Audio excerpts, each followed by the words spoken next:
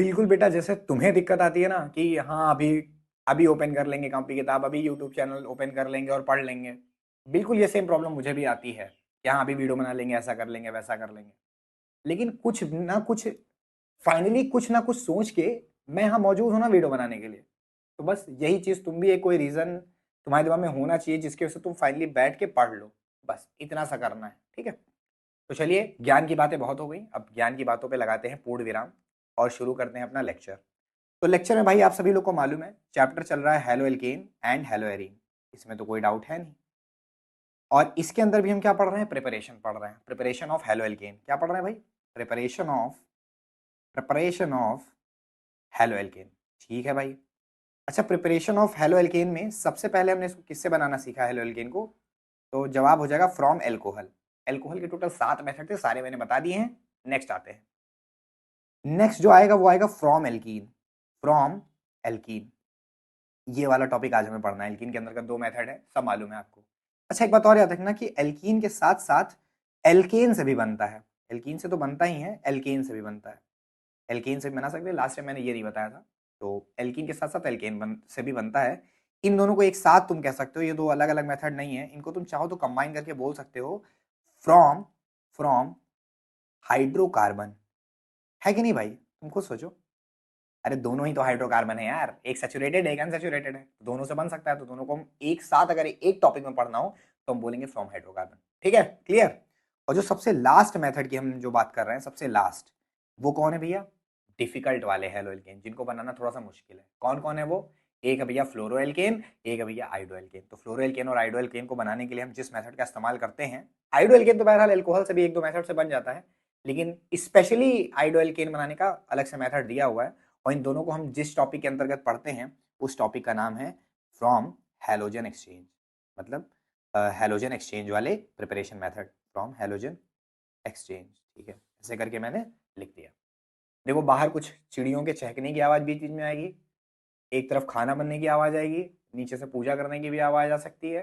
तो किसी प्रकार की आवाज़ के लिए मुझे माफ़ करना, क्योंकि मुझे वीडियो बनाना ही बनाना है, मैं वेट नहीं कर सकता, ठीक है। तो बाकी तुम लोग तो प्यारे हो ही। चलो देखते हैं आगे, चलो।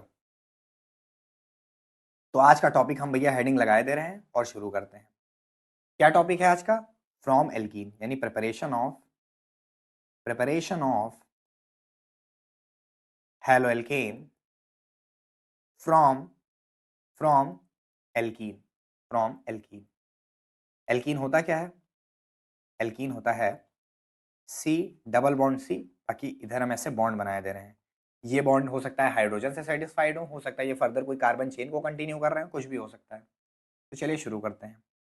तो इसके अंतर्गत 2 मेथड होते हैं, इनमें हम सबसे पहला वाला मेथड डिस्कस करते हैं। तो एल्कीन से बनाएंगे, और एल्कीन के अंतर्गत जो सबसे पहला मेथड आता है वो आता है, तो क्या बोलेंगे sir, by reaction with H x, by reaction with H x. H x बोले तो एच एक्स को क्या बोलेंगे भाई, एच एक्स को क्या बोलेंगे, हाइड्रोजन हैलाइड, हाइड्रोजन हैलाइड, ठीक है। जैसे HCl जो होता है वो एक एच एक्स ही हुआ, मतलब एक हाइड्रोजन हैलाइड हुआ। तो देखते हैं कैसे बनेगा, ये समझाते हैं आपको, बहुत इजीली समझ में आ जाएगा, टेंशन तो बिल्कुल लेनी ही नहीं है। देखते हैं, चलो रिएक्शन का मामला शुरू करते हैं। देखो हमने लिखा आपके सामने ये कंपाउंड, क्या है ये है हमारा प्यारा सा एल्कीन, ये तो हुआ हमारा प्यारा सा एल्कीन। अब इस पे रिएक्शन हम कराएंगे किसकी, हाइड्रोजन हैलाइड की। चलो ठीक है, हाइड्रोजन हैलाइड क्या है आपका, HX, ठीक है भाई। अभी तक तो सब क्लियर है, कोई दिक्कत नहीं। अब आगे देखते हैं क्या कहानी होगी। देखो अगर हम बात करें एल्कीन की, तो एल्कीन सैचुरेटेड है या अनसैचुरेटेड है, पहले इसका जवाब दो। तो जवाब आएगा अनसैचुरेटेड है। अनसैचुरेटेड होने का मतलब क्या है कि जितनी इसकी टेंडेंसी थी बॉन्ड बनाने की, मतलब जितने ज्यादा मेंबर से ये ऐड हो सकता था, अभी ये उतने सारे मेंबर से ऐड नहीं है, मतलब ये और लोगों से जुड़ना चाह रहा है। यही तो होता है ना अनसैचुरेटेड होना। और जो सैचुरेटेड है मतलब वो जितने से जुड़ना चाहता था सबसे जुड़ चुका है, लेकिन ये तो अनसैचुरेटेड है ना। अनसैचुरेटेड होने की वजह से ये भी और मेंबर से जुड़ सकता है। तो ये करेगा क्या, ये अपना एक बॉन्ड तोड़ेगा, ठीक है, और यहां पर भी एक बॉन्ड टूटेगा। देखो H और X अलग होंगे, और क्या होगा भाई, एक कार्बन पे H चला जाएगा, एक कार्बन पे X चला जाएगा। तो क्या हो जाएगा देखना, सुनते रहना तुम, जो भी दिमाग में अगर कोई पढ़ा हुआ है पहले से वो इस लेक्चर पे आएगा तो सोचोगा मुझे कि बहुत सारी चीजें स्किप हो रही, स्किप कुछ नहीं होगा, बताऊंगा भाई सब। तो ये हुआ, यहाँ पे ये टूट गया बॉन्ड और यहाँ पे आ गया H और यहाँ पर आ गया X, हो गया भाई। अब बात यहाँ पर तो बिल्कुल सिंपल थी, ठीक है। आइए एक एग्जाम्पल भी ले लेते हैं, थोड़ा एग्जाम्पल के थ्रू कर लेते हैं, एग्जाम्पल करना इसका बहुत जरूरी है, यहाँ पे तो एग्जाम्पल बहुत जरूरी है। आइए एग्जाम्पल करते हैं, चलिए सबसे पहला एग्जाम्पल CH3, एक मिनट, CH3 CH, CH करिए, डबल बॉन्ड CH, CH3 और इसका रिएक्शन में करा दिया, थोड़ा छोटा छोटा लिखना पड़ेगा मेरे भाई मुझे,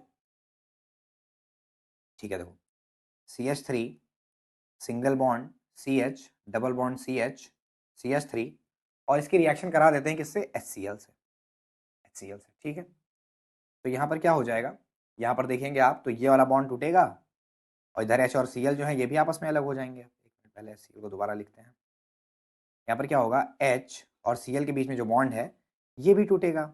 अब एक कार्बन पे चला जाएगा H और एक कार्बन पे चला जाएगा Cl, चाहे इस पे H भेज दो इस पे Cl, या फिर इस पे H भेज दो इस पे Cl, दोनों ही मायने में प्रोडक्ट का नाम क्या होगा, बना के देखना, अभी हम बना के दिखाते हैं अभी। यहाँ पर क्या बन जाएगा, CH3 नेट, CH3 CH, इधर हमने जोड़ दिया एक H और इधर जोड़ दिया CH, नीचे जोड़ दिया Cl और इधर हो गया CH3। अब आप नाम देखो इसका क्या बनेगा, देखो ये H अगर आप देखो तो CH और H पूरा मिलाकर क्या कहलाएगा, CH2 नहीं कहलाएगा क्या, बिल्कुल CH2 कहलाएगा। ध्यान से समझते रहोगे तो समझ में आ रहा होगा एक चीज। और इसका IUPAC नेम क्या हो जाएगा, 2 क्लोरो ब्यूटेन, ठीक है भाई। अगर H यहां लग जाता, मान लो H इस पे लग जाता और Cl इस पे लग जाता तो भी नाम क्या होता, नंबरिंग इधर से चालू हो जाती भाई, पिछली बार उधर से हुई थी इस बार इधर से हो जाती, तब भी नाम क्या था, 2 क्लोरो ब्यूटेन। मतलब इसमें हम किसी भी तरफ हाइड्रोजन जोड़ देते, किसी भी तरफ Cl जोड़ देते, इसमें कोई इफेक्ट नहीं पड़ता, वास्तव में कोई इफेक्ट नहीं पड़ता। चलिए इसको मैं ऐसे ही लिख दे रहा हूँ, बटोर बटार के जैसे पिछली बार लिखा था, ये यहाँ पे 2 लगा देते हैं। तो कहीं भी H लगाओ कहीं भी Cl लगाओ कोई फर्क नहीं पड़ रहा है, पता है क्यों नहीं फर्क पड़ रहा है, क्योंकि इस टाइम जो आप एल्केन ले रहे हो, जो इस टाइम आप एल्कीन ले रहे हो, इस टाइप के एल्कीन को बोलते हैं सिमेट्रिकल। यस, कितना बढ़िया नाम है, symmetrical alkene, symmetrical alkene. Symmetrical alkene में कहानी बहुत आसान है, देखो ये भी कैसा है बेटा, symmetrical alkene, symmetrical alkene. Symmetrical alkene ऐसा एल्कीन होता है, थोड़ा सा आइडिया लेना हो कि सिमेट्रिकल एल्कीन क्या है तो मैं लिखे दे रहा हूँ। सिमेट्रिकल एल्कीन ऐसे एल्कीन होते हैं जिसमें एक कार्बन के डबल बॉन्ड के दोनों साइड का जो पार्ट है, इधर वाला पार्ट, इस साइड वाला जो पार्ट है और जो इस साइड वाला पार्ट है, ये दोनों आपस में बिल्कुल क्या हो, सेम हो, तो ऐसे को हम बोलते हैं सिमेट्रिकल एल्कीन। देखो ना यहाँ पर अगर इस वाले एग्जांपल को देखो तो इधर भी एक CH3 लगा था, इधर भी एक CH3 लगा था, दोनों बिल्कुल क्या थे, आइडेंटिकल थे। तो जब आइडेंटिकल होते हैं बिल्कुल तो उसको बोलते हैं सिमेट्रिकल एल्कीन। अब चलिए आपको एक दूसरा एग्जाम्पल देता हूं जो कि आपके लिए प्रॉब्लम क्रिएट करेगा, देखते हैं। हाँ, क्या एग्जाम्पल है भाई, CH कर देते हैं इसको, देखो ऐसे CH2 double bond CH, CH3 और प्लस क्या लिख दिया, HBr, ऐसे लिख दिया मान लो, प्लस HBr। अब मेरे भाई थोड़ी सी प्रॉब्लम आएगी, मान लो यहां बॉन्ड टूटता है, यहां बॉन्ड टूटता है। अब यहां पर दो पॉसिबिलिटी हो जाएगी ना, देखो मैं एरो से दोनों पॉसिबिलिटी लिख रहा हूं। पहली पॉसिबिलिटी कि जो हमारा HBr टूटा हुआ है, ये जो हमारा HBr है, इसका जो H वाला पार्ट है वो हम इस कार्बन पे लेके जाएंगे, ठीक है। तो करके देखते हैं चीज जरा, CH2 के साथ आ गया H और CH के साथ आ गया Br और आगे चल के क्या हो गया, ये CH3 लगा हुआ है, ठीक है। अच्छा मान लिया ये जो हमारा H था वो इस कार्बन पे ना जाता, कहाँ चला जाता, इस वाले कार्बन पे चला जाता, तो Br कहाँ जाता, यहाँ पे जाता, ऑब्वियस सी बात है ना। तो देखिए वो भी बना के देख लेते हैं, थोड़ा सा अपने आप भी करते रहना मेरे भाई, सब कुछ मेरा सिर्फ देखते मत रहना। तो यहाँ पर क्या हो जाएगा, CH2 के साथ हमने लगा दिया Br और CH के साथ लगा दिया H, ये हो गया CH3। थोड़ा बटोर बटार लेते हैं कंपाउंड को, ये H यहाँ लगा है तो उसको 3 कर देते हैं, ये H यहाँ लगा है तो उसको 2 कर देते हैं, अब मेरे भाई दोनों सिचुएशन में जरा तुम नाम देखो क्या हो जाएगा। इसका नाम क्या हो जाएगा, 2 ब्रोमो प्रोपेन। आई होप कि तुम्हें अब नाम बिल्कुल फ्लुएंटली आता होगा, 2 ब्रोमो प्रोपेन। और नीचे वाले का नाम क्या होगा, 1 2 3, इसका नाम हो जाएगा 1 ब्रोमो प्रोपेन। ये क्या कहानी हो गई भाई, क्या यहाँ पर दो दो एल्कीन मतलब दो दो प्रोडक्ट बन रहे होंगे क्या, दो दो रिएक्शन हो रहे होंगे क्या? तो आंसर है हाँ, दो दो हो रहे होंगे। देखो जब आप इस टाइप का एल्कीन लोगे, इस एल्कीन का नाम भी बोल देता हूँ मैं, क्या है इसका नाम है प्रोपीन। प्रोप 1इन कह सकते हो या प्रोपीन कह सकते हो। तो जब आप इस टाइप का एल्कीन लेते हो ना, तो क्योंकि ये एक अनसिमेट्रिकल एल्कीन है, कैसा एल्कीन है, अनसिमेट्रिकल, अनसिमेट्रिकल एल्कीन है। अब जाहिर सी बात है मेरे भाई, जब तुम ऐसा एल्कीन ले रहे हो या कोई भी टाइप का एल्कीन ले रहे हो, तो उसमें केवल एक मॉलिक्यूल तो होगा नहीं, कोई भी तुम कंपाउंड लेते हो तो उसके बहुत सारे मॉलिक्यूल्स होते हैं। तो इस रिएक्शन में क्या होगा कि अगर 100 मॉलिक्यूल हैं तो कुछ मॉलिक्यूल ने ऊपर वाला प्रोडक्ट बना दिया होगा इस टाइप का, ये वाला इस टाइप का प्रोडक्ट बना दिया होगा, और कुछ ने क्या किया होगा, इस टाइप का प्रोडक्ट बना दिया होगा। मतलब दोनों टाइप के प्रोडक्ट इसमें बने होंगे, दोनों टाइप के प्रोडक्ट बने होंगे, ये भी बना होगा और ये भी बना होगा, दोनों टाइप के प्रोडक्ट बने होंगे। तो सच में यहाँ पर दो प्रोडक्ट बने हैं। ठीक है भैया, वो तो ठीक है, लेकिन प्रॉब्लम तब आएगी, मतलब आप ये जान गए कि सिमेट्रिकल एल्कीन में एक प्रोडक्ट बनता है, सिमेट्रिकल एल्कीन में कितना प्रोडक्ट बनता है, 1 प्रोडक्ट, सिर्फ 1 प्रोडक्ट।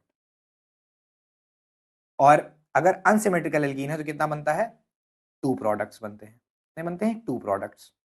ठीक है, ये तो कहानी क्लियर हो गई आपको। अब बात यह आती है इसमें एक तरीके का प्रॉब्लम ये हो जाता है, जो आपके दो प्रोडक्ट बने, एक को चलो हमने नाम दे दिया, एक को हमने नाम दे दिया प्रोडक्ट ए, और दूसरे को प्रोडक्ट नाम दे दिया प्रोडक्ट बी। आपसे अगर मैं सवाल सवाल पूछ लूं, क्या सवाल पूछ लूं, विच प्रोडक्ट इज फॉर्म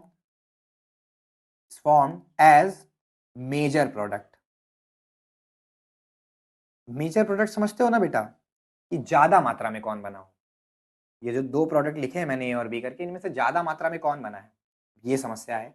पता है आपको, मतलब जब आपका एग्जाम होगा तो एग्जाम में बहुत सारे क्वेश्चन बेटा ऐसे आएंगे जिसमें ये कहा जाएगा राइट ओनली मेजर प्रोडक्ट्स। कोई भी रिएक्शन लिखनी होगी, कोई भी रिएक्शन लिखनी होगी तो क्या कहा जाएगा, राइट ओनली मेजर प्रोडक्ट, मतलब सिर्फ और सिर्फ मेजर प्रोडक्ट लिखो।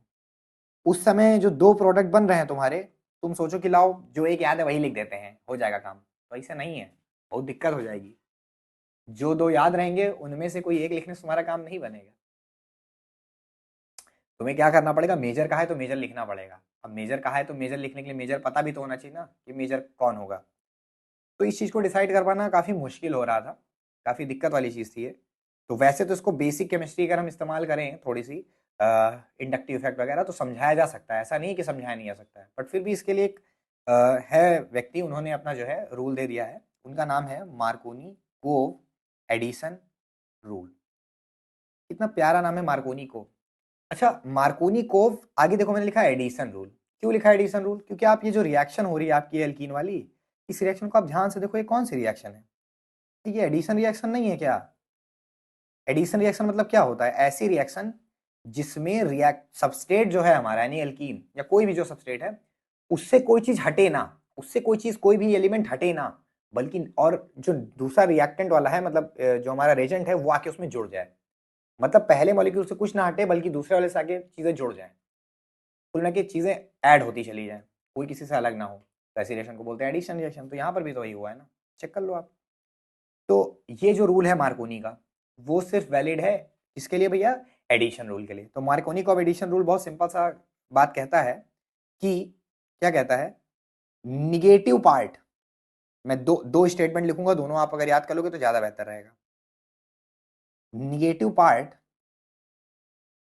Of of adding compound, of adding molecule, जो भी लिखना चाहो, एडिंग स्पीशीज कह सकते हो, negative part of adding species.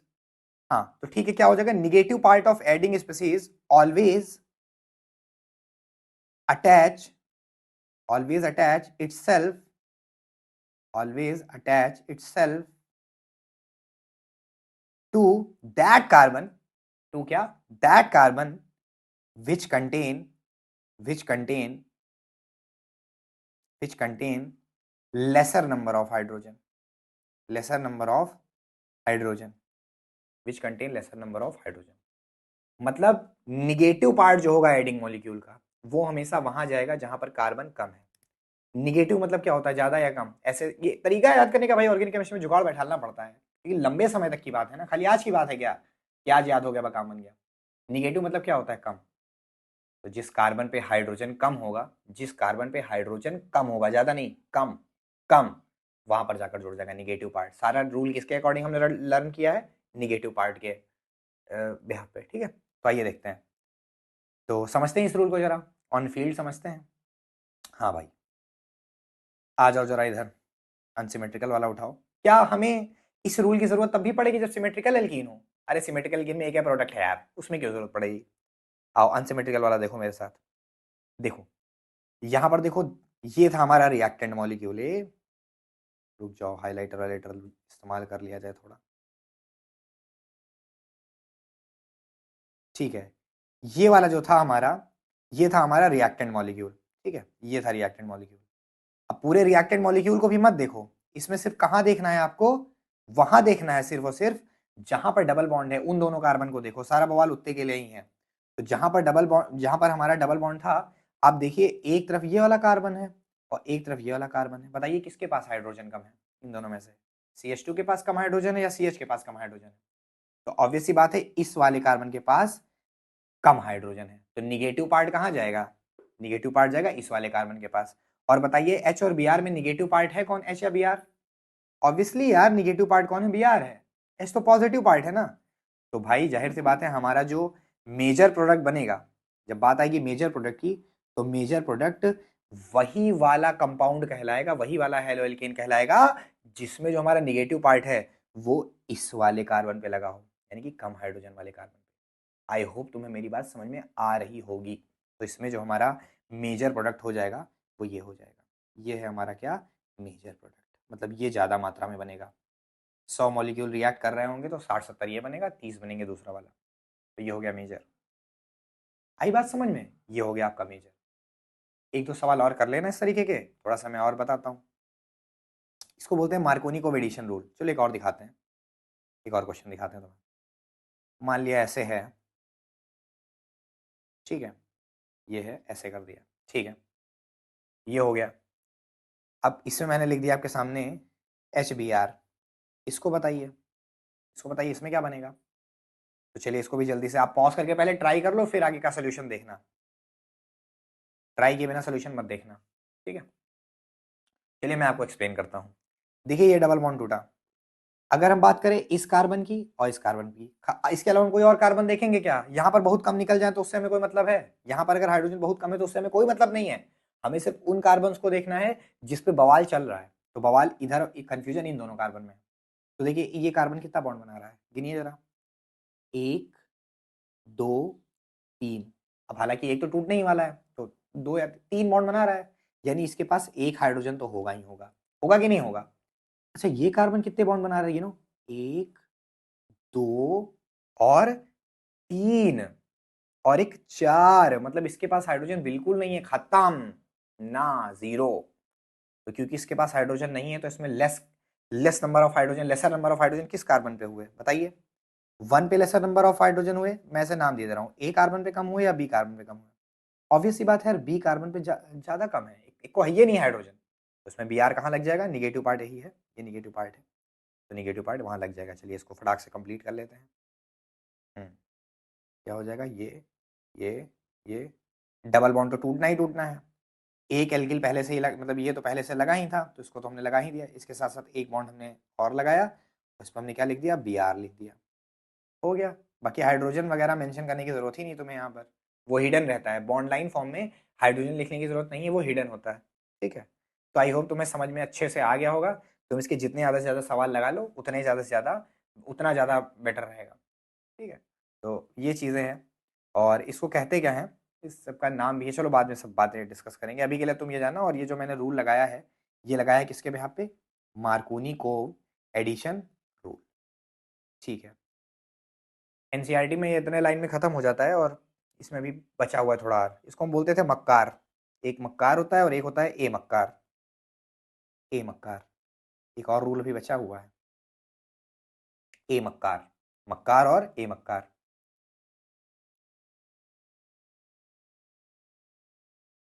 अरे क्या कर रहे हैं यार, ए मकार। ठीक है, तो चलिए मकार तो आपको समझ में आ गया है। अब मेरे भाई मैं तुमको एक और सिचुएशन देता हूं। मान लिया भाई अपने को एक कंपाउंड मिल गया कुछ ऐसा खतरनाक सा, ये ऐसा मिल गया, ऐसा मिल गया। ठीक है, ऐसा कंपाउंड हमें मिल गया और रिएक्टेंट के तौर पर हमें लिख दिया कि रिएक्शन करानी है HBr विथ परऑक्साइड। ये परऑक्साइड कोई भी हो सकता है, हाइड्रोजन परऑक्साइड हो सकता है H2O2, यानी कि बेंजोइल परऑक्साइड हो सकता है। क्या क्या हो सकता है ये, एक बेंजोइल परऑक्साइड भी हो सकता है, और करके लिखना बेंजोइल परऑक्साइड हो सकता है। तो कुछ भी हो सकता है ये, ठीक है, कोई भी टाइप का परऑक्साइड हो सकता है। परऑक्साइड मतलब कोई भी चीज जिसमें O बॉन्ड O कंटेन होता हो। किताबें पढ़ोगे समझ जाओगे सारी चीजें।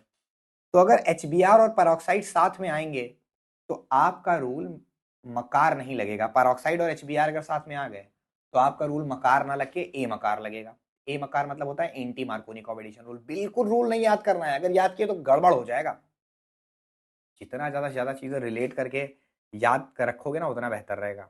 आज तक ना जाने मैंने कितने स्टूडेंट को उनकी पर्सनल आइडेंटिटी के तौर पर याद करने की कोशिश ही नहीं करी, क्योंकि उनके भाई बहन मुझसे पढ़े हुए थे, तो उन्हीं के बिहाफ पे मैं वो मुझे ध्यान है और वो ज्यादा बेटर तरीके से ध्यान रहेगा फिर। तो इसी तरीके से खाली इतना मकार याद है ना, निगेटिव पार्ट कहाँ जाता था, कम हाइड्रोजन पे।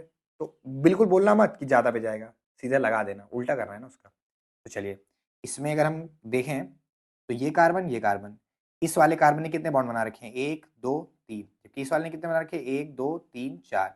तो भाई इस पे हाइड्रोजन कम है, तो वैसे तो टेक्निकली यहाँ लगना चाहिए था भी यार, लेकिन क्योंकि इसमें ए मकार रूल लगने वाला है, मकार तो लगेगा नहीं, ए मकार लगेगा, तो इस वजह से क्या होगा भाई, दूसरे वाले पे लगा देना है उल्टा। तो क्या हो जाएगा नियम, क्या बन जाएगा कंपाउंड, देखते हैं ये यहाँ पर तो ये था ही, Br हम यहाँ लगा देंगे, ये हो गया। अब नोट करके कुछ बातें याद रखना। ए मकार कब लगेगा, anti Markovnikov addition rule कब काम करेगा, इसका कुछ कंडीशन है। कंडीशन सुन लो क्या क्या है, क्या क्या कंडीशन है, वो कंडीशन ध्यान रखना। सबसे पहला कंडीशन याद रखना, ये भी क्या है, एडिशन रिएक्शन है, ये भी क्या है, ये भी कुछ और नहीं है, मार्कोनी कोव एडिशन रूल की तरह ये भी क्या है, एक एडिशन रूल ही है, ये भी एडिशन रूल है। मतलब इसको भी तभी लगाना है जब एल्कीन आए, एल्कीन या एल्काइन टाइप का कंपाउंड है, तुम्हारे कोर्स के हिसाब से तो एल्कीन ही रहेगा अभी। दूसरी बात,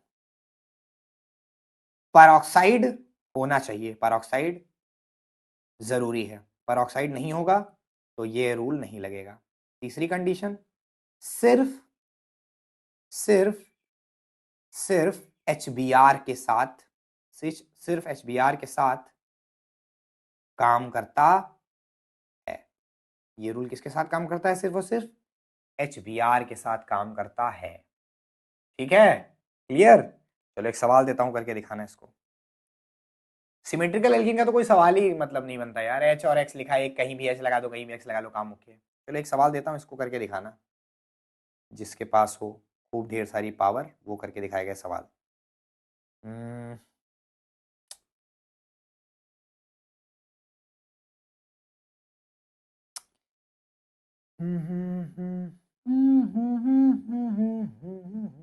ठीक है देखते हैं, ये लगा दिया, ठीक है, ये हो गया।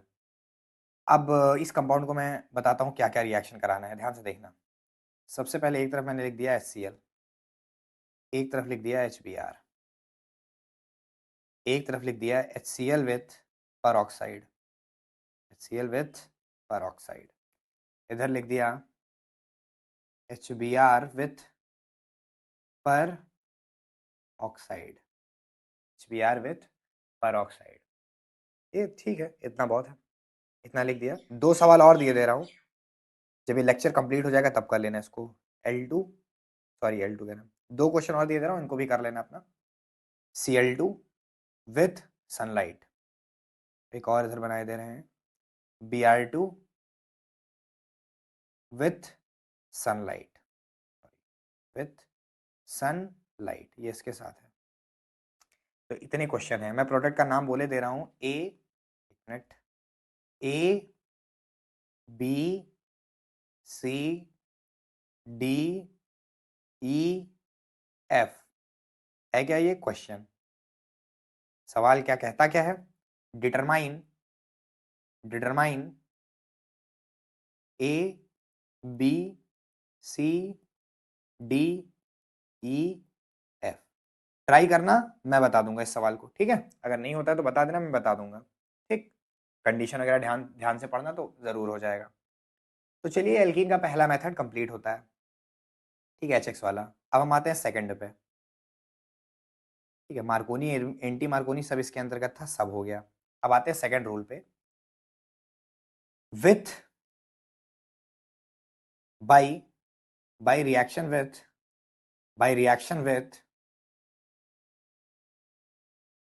X2, X2 टाइप की चीज से रिएक्शन करना है इन प्रेजेंस ऑफ, ये जरूर याद रखना, ये होना ही चाहिए, इन presence of CCl4, in presence of क्या? CCl4, कार्बन टेट्राक्लोराइड की प्रेजेंस होनी ही चाहिए। चलिए देखते हैं, छोटा सा रिएक्शन, इसमें कुछ खास दिक्कत नहीं है। अगर आपके सामने कोई ऐसा कंपाउंड दिया हुआ है तो क्या होगा भाई? अगर X2 टाइप की चीज कोई मिलती है तो, और लिखा होता है कि CCl4 के प्रेजेंस में रिएक्शन होनी है, X2 टाइप की, HX टाइप की चीज नहीं है, HX टाइप की चीज नहीं है, X2 टाइप की चीज है।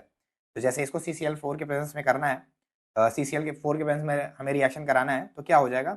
यहाँ पर ये बॉन्ड टूटेगा, क्योंकि ये लिखा हुआ है X2। X2 मतलब क्या होता है? X2 का डिटेल वर्जन क्या होगा? X bond X। तो ये बॉन्ड टूटेगा, दोनों तरफ एक एक X जुड़ जाएगा, तो यहाँ पर क्या बन जाएगा? एक X इधर चला गया और एक X इधर चला गया। इसका नाम क्या होगा? इसका नाम होगा विसिनल, विसिनल डाईहैलाइड्स। इसके बारे में मैंने बात की थी आपसे, विसिनल डाईहैलाइड्स। कितना सिंपल है यार। चलो इसमें देखते हैं और एग्जांपल ले लेते हैं। चलो, CH2 double bond CH2 example है ये। जो ऊपर लिखी है वो एक जनरल रिएक्शन है, ऊपर जो हमने लिखी है क्या है बेटा? General reaction. अब एग्जांपल ले रहे हैं, तो CH2 plus CH2 reaction with Br2 in presence of carbon tetrachloride. हर एक चीज का रेजेंट वेजेंट याद रखना कि किसके प्रेजेंस में क्या लिया जा रहा है, ये सब चीजें काम आएंगी बाद में। CCl4, तो क्या हो जाएगा भाई?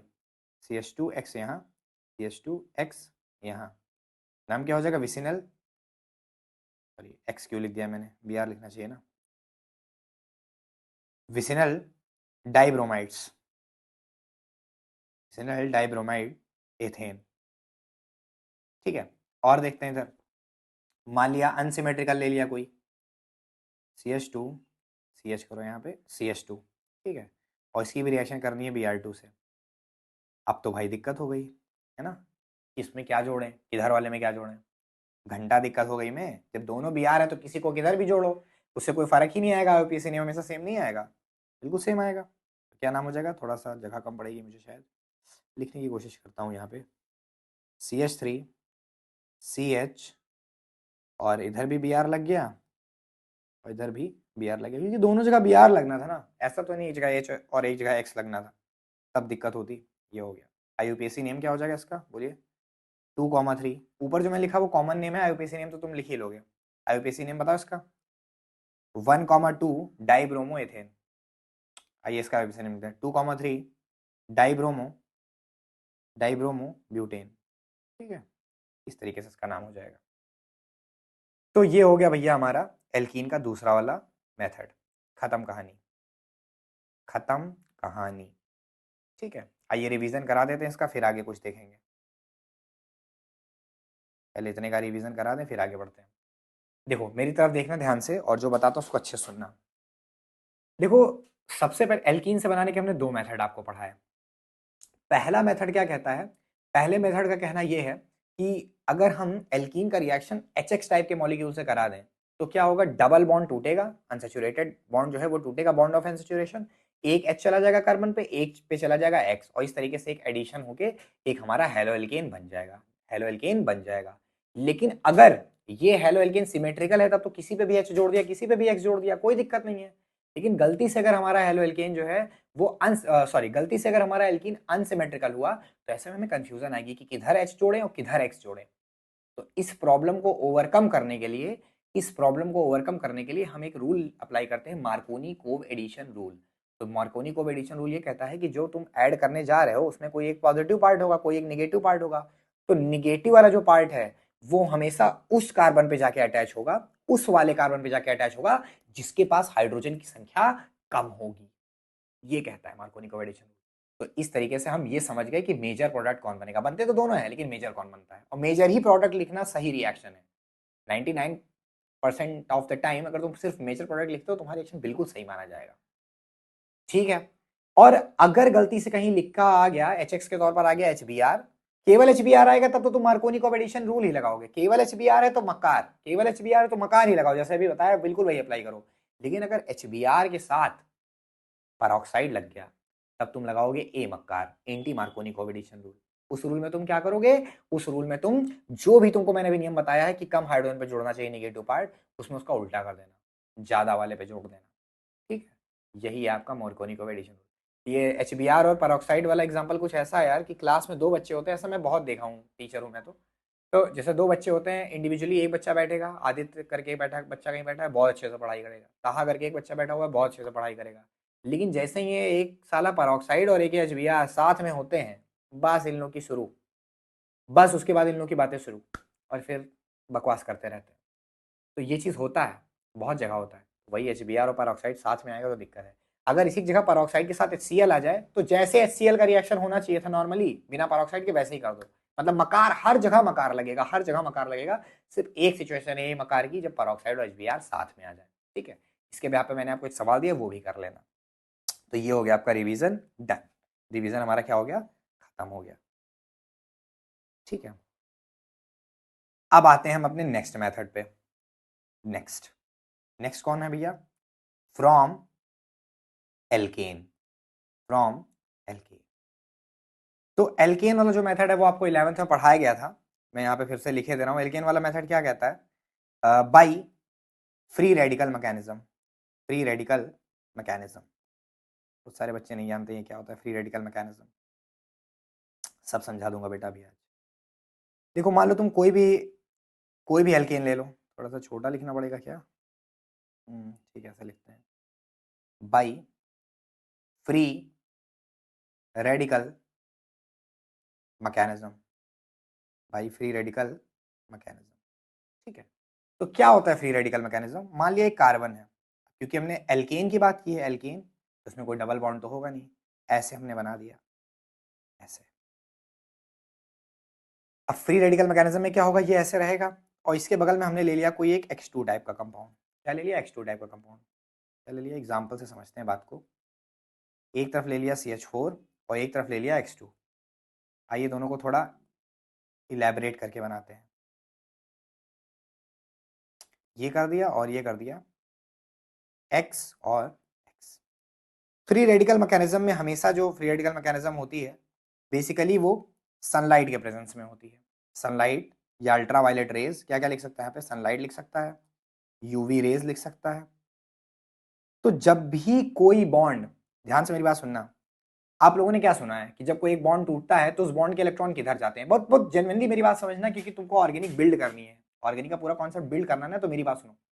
जनरली क्या होता है, जब भी केमिस्ट्री में, ऑर्गेनिक केमिस्ट्री में कोई बॉन्ड टूटता है बेटा, तो जब वो बॉन्ड टूटता है तो उसके दोनों जो इलेक्ट्रॉन है, एक तो दो एटम है ए और बी, तो बी वाला तो बी के पास रहेगा ही रहेगा। अगर बी ज्यादा इलेक्ट्रोनेगेटिव हुआ तो वो ए का भी इलेक्ट्रॉन अपनी तरफ खींच लेगा, और ऐसे में इसके ऊपर एक नेगेटिव चार्ज आ जाएगा, इसके ऊपर एक पॉजिटिव चार्ज आ जाएगा। ऐसे टूटते हैं बॉन्ड, पोलर बॉन्ड हमेशा ऐसे टूटते हैं। लेकिन अगर कहीं पे सनलाइट के प्रेजेंस में बॉन्ड की ब्रेकिंग हो रही है, मतलब क्लीवेज ऑफ बॉन्ड हो रही है इन प्रेजेंस ऑफ सनलाइट, तो हमेशा याद रखना वहां पर ये मैटर नहीं करता कि किसकी इलेक्ट्रोनेगेटिविटी ज्यादा है, किसकी इलेक्ट्रोनेगेटिविटी कम है। हमेशा हमेशा जो बॉन्ड टूटेगा वो होगी होमोलिटिक क्लीवेज। क्या होगी हमेशा, ऐसे हमेशा सनलाइट के प्रेजेंस में कौन सी क्लीवेज होती है बेटा, homolytic cleavage, homolytic cleavage. Homolytic cleavage का मतलब हुआ कि जब बॉन्ड टूटेगा तो इलेक्ट्रॉन बराबर बराबर मात्रा में बटेंगे। अगर कार्बन और हाइड्रोजन के बीच का बॉन्ड टूट रहा है तो इसमें क्या होगा, इसमें एक इलेक्ट्रॉन जाएगा कार्बन को और एक जाएगा हाइड्रोजन को। ऐसे में किसी भी स्पीशीज को जब वो जिस इलेक्ट्रॉन से बॉन्ड बनाई थी उसको अगर वही इलेक्ट्रॉन वापस मिल जाए तो उसको बोलते हैं कि वो फ्री रेडिकल बन गया। क्या बन गया, फ्री रेडिकल। आइए समझाता हूँ आपको, यहाँ पर भी यही होगा। सनलाइट का मामला है तो सनलाइट वाला पूरा मामला पीले रंग से दिखाते हैं। देखो ये टूटा, ये भी टूटा, ठीक है। ऐसे यहाँ पर ये टूटा और इसका इलेक्ट्रॉन इसको मिल गया, तो कहानी क्या जनरेट हुई भाई, CH H H यहाँ पर लिखा है एच। भूख बहुत तेज लग गई यार, अब जल्दी जल्दी खाना खाना है। ठीक है, यहाँ पर होगा क्या, यहाँ पर क्या होगा, यहाँ पर देखो इसका इलेक्ट्रॉन इसको मिल गया, इसका इलेक्ट्रॉन इसको मिल गया, एक इलेक्ट्रॉन इसको मिल गया, एक इलेक्ट्रॉन इसको मिल गया। इन सबको क्या नाम देंगे, ये हो गया, ये हो गया, ये हो गया और ये हो गया, इन सबको हम क्या नाम देते हैं, फ्री रेडिकल्स।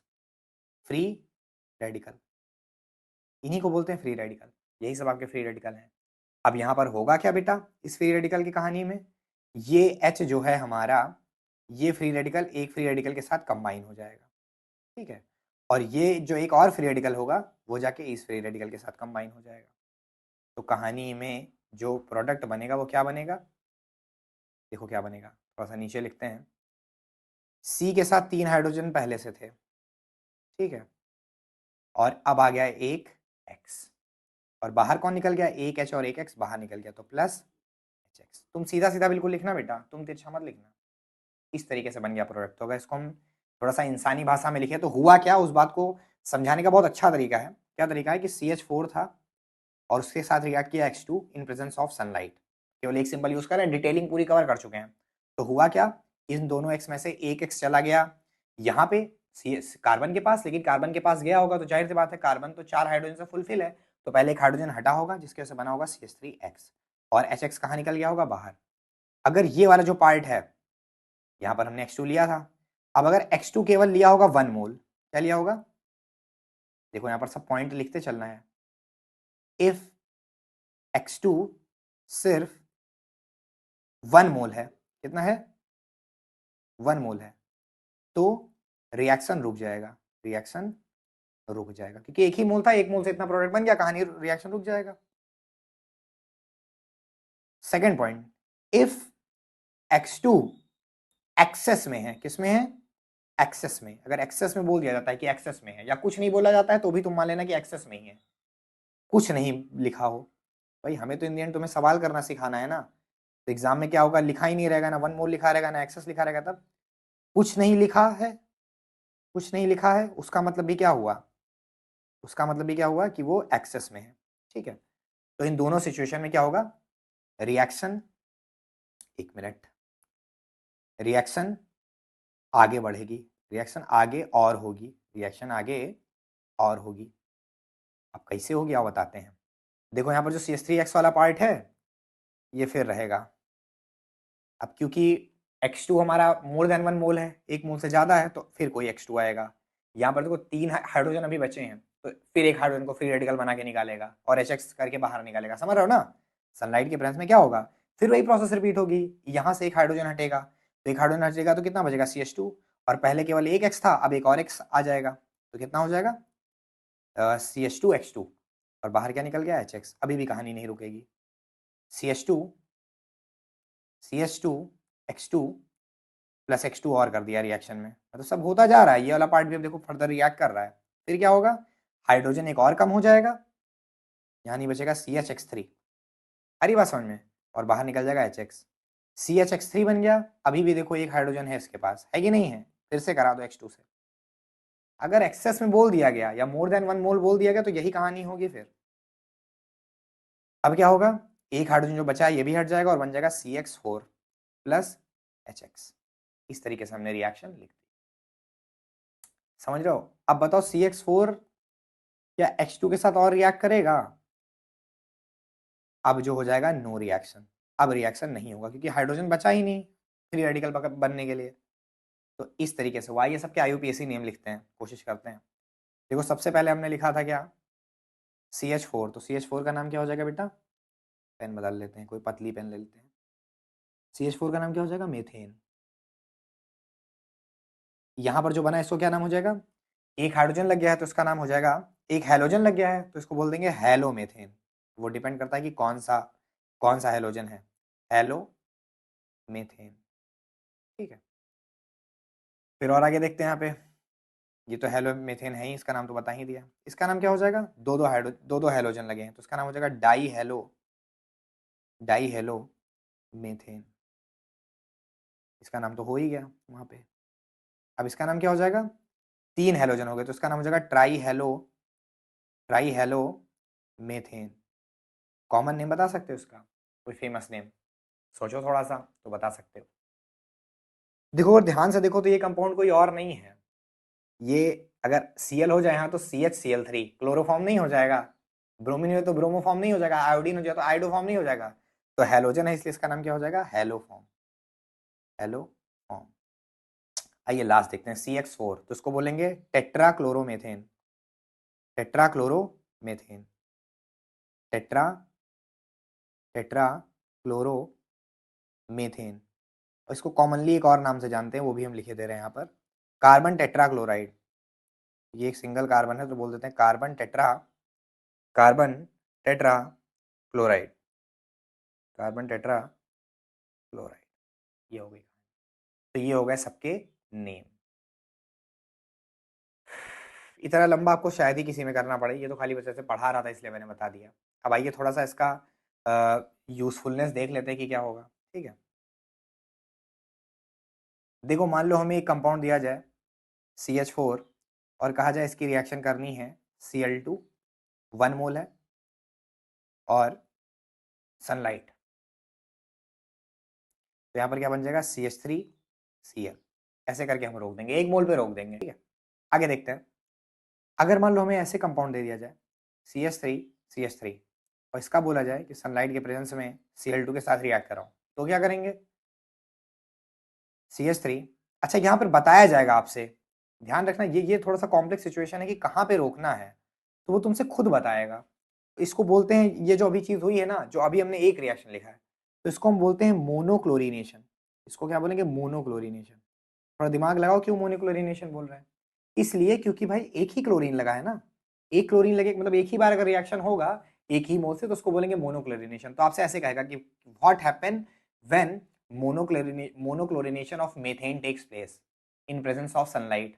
तो इसका मतलब क्या हो, सनलाइट के प्रेजेंस में हमें Cl2 से रिएक्ट कराना है, वो भी एक बार, मोनोक्लोरिनेशन। अगर कहते हैं डाइक्लोरिनेशन मतलब 2 स्टेप तक करना है, पिछली बार हमने 4 स्टेप तक करी थी, डाइक्लोरिनेशन कहे तो 2 स्टेप तक, ट्राइक्लोरिनेशन कहे तो 3 स्टेप तक, टेट्राक्लोरिनेशन कहे तो 4 स्टेप, ऐसे करके करेंगे। ठीक है बेटा, क्लियर है, दिमाग में अपने एकदम नोट कर लेना है इस बात को। अब तुम्हें मैं दिखाता हूँ एक चीज और। मान लो ये CH3 है, तो इसमें भी इसका नहीं, थोड़ा और अच्छा एग्जाम्पल ले लो। देखो CH3 CH2 CH3, और हमें करना है यहाँ पर Br2 से reaction in presence of sunlight, तो क्या क्या बन जाएगा भाई, हो सकता है Cl इस कार्बन पे आ जाए, मोनोक्लोरिनेशन में भी 2-3 पॉसिबिलिटी है ना, या तो यहाँ आ सकता है, या तो यहाँ आ सकता है, और या कह दोगे यहाँ आ सकता है। देखो तीसरी वाली पॉसिबिलिटी तो मैं नहीं मानूंगा, क्योंकि यहाँ पे लिखना या यहाँ पे लिखना एक ही बात हो जाएगी, तो ये इसको अलग पॉसिबिलिटी मत गिनो। 2 पॉसिबिलिटी है, एक एक ये वाली पॉसिबिलिटी, एक ये वाली पॉसिबिलिटी, तो दोनों लिख दो, क्या हो जाएगा Br, प्रोडक्ट यहाँ लिखते हैं, तो क्या हो जाएगा Br CH, एक हटा होगा हाइड्रोजन तभी लगा होगा, CH2 CH3, और दूसरा पॉसिबिलिटी क्या है बेटा कि यहाँ पर लग जाए।